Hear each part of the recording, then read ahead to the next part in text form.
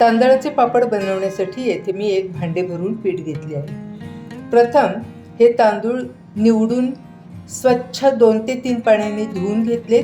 त्यानंतर 3 दिवस सावलीमध्ये वाळवून घेतले आणि मग नंतर गिरणीमध्ये याचं अगदी बारीक असं पीठ काढून घेतलेले। असं हे पीठ येथे मी घेतलेलं आहे। तुम्ही पहा, अगदी बारीक असे हे पीठ आहे। हे भांडं अगदी वरपर्यंत भरेल इतकं पीठ मी घेतलेलं आहे। म्हणजे शीग लावून तांदळाचे पीठ येथे मी घेतले आहे। याच्यात आपण छान असे तांदळाचे पापड तयार करणार आहोत। आता जेवढे पीठ घेतले त्याच्या 1.25 पट पाणी आपल्याला चांगलं कडकडीत गरम करून घ्यायचे। तर आता हे एक भांडं आणि हे पाव भांडं, हे बघा पाव म्हणजे 1.25 पट पाणी आपल्याला चांगलं कडकडीत गरम करून घ्यायचं।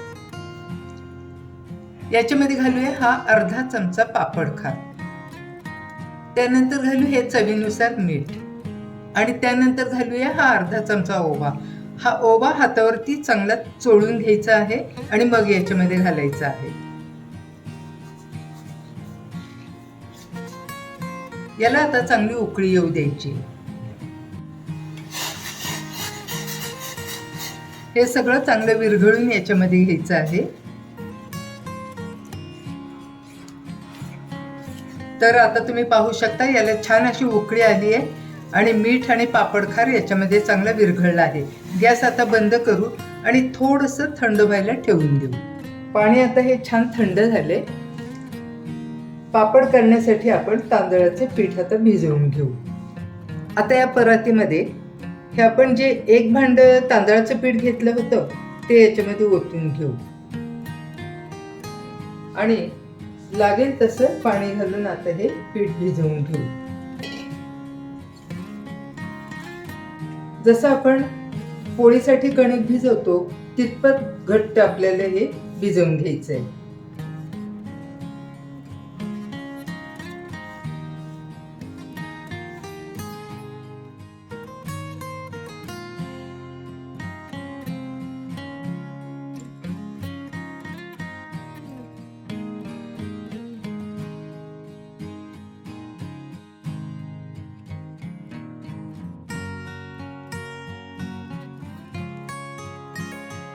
आता याचे ना एकसारखे असे गोळे तयार करून घेऊ।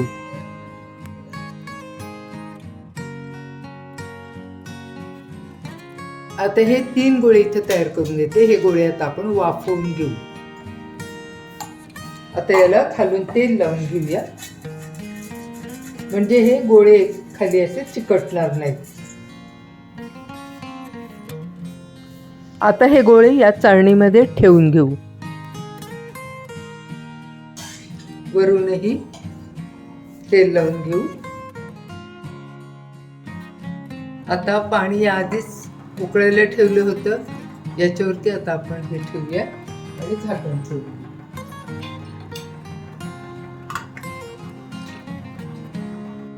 आता याला 15 मिनिटे वाफ येऊ देऊ।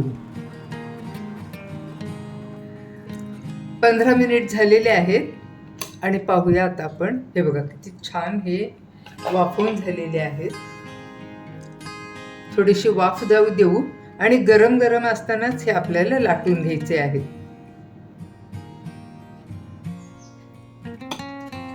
गरम असतानाच पापड आपल्याला हे लाटून घ्यायचे। तर आता मी यातला एक गोळा काढून घेते। आता इथे बटर पेपर घेतलेला आहे आणि त्याच्यावरती तेलाचा एक थेंब घातला आहे। त्याच्यावरती आता आपण हा गोळा ठेवू। पुन्हा याच्यावरती दुसरा बटर पेपर ठेवू आणि हे लाटून घेऊ। हे पापड फार पातळ लाटायचे नाहीये। वाफवून घेतलेले हे तांदळाचे पीठ गरम असल्यामुळे पापड अगदी सरसर लाटले जातात। तुम्ही पाहू शकता पापड किती छान लाटला गेला आहे ते। आता हा पापड आपण प्लास्टिकच्या पेपरवर वाळण्यासाठी ठेवून देऊ।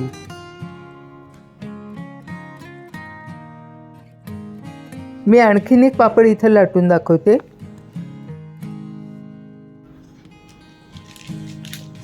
या पापडांना चिरा पडत नाहीत, अगदी एकसारखे छान लाटले जातात आणि तुम्हाला जेवढे पातळ लाटता येतील तेवढे तुम्ही लाटू शकता। आणि करण्याची पद्धतही अगदी सोपी आहे, पटकन होते.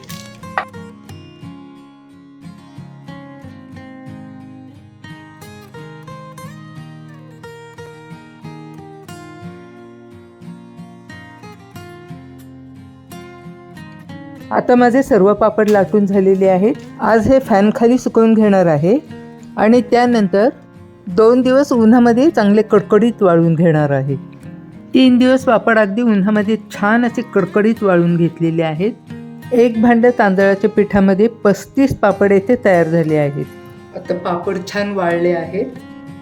मी ते पापड आता तळून घेणार आहे. तर बघा तुम्ही किती छान फुलतायत ते.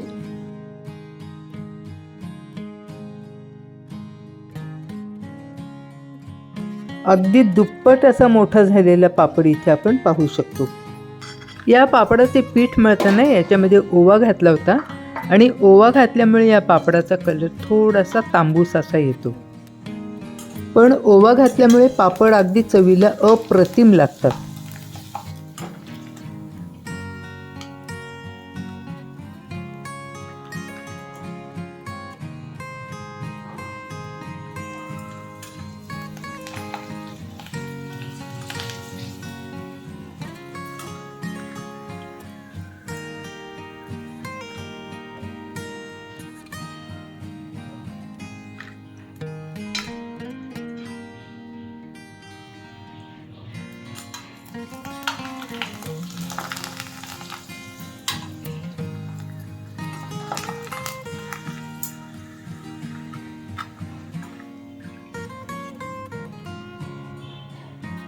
आता तुम्ही पाहू शकता, हा तळण्यापूर्वीचा पापड आणि हा तळल्यानंतरचा पापड किती मस्त फुगलेला आहे.